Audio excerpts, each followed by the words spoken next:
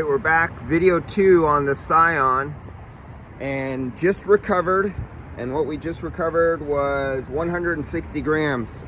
In the first video, this is video 2, I said we had about half a charge inside this system. And then later on in the video, looking at the pressures, feeling the lines, and looking at the sight glass, I said we probably have a quarter charge. And we have 160 grams out of 410 to 350 grams. That is the total system capacity that should be in here, and this is what I just removed. So yes, we were leaking, and I just started cleaning off the old oil residue with dust residue. I'm still got to clean it some more, but you can see where I put dye inside the system there. If we could focus down, there we go. You can see the green down there. I injected the dye in the system, so it already has the dye.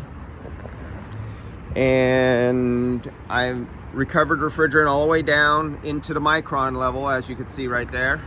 Whoops, that's into the micron level. So we definitely know we don't have no refrigerant.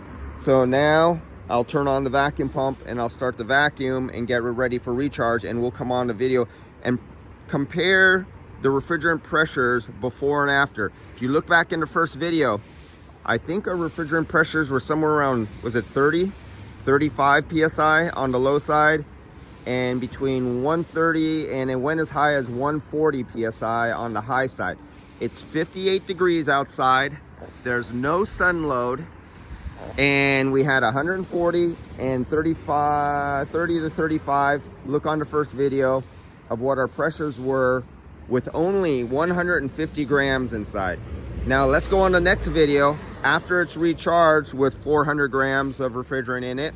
Let's see what the pressures are after. Remember, this is a variable displacement compressor. This is that compressor that has that plate on it right down there, if you could see it, if it'll focus.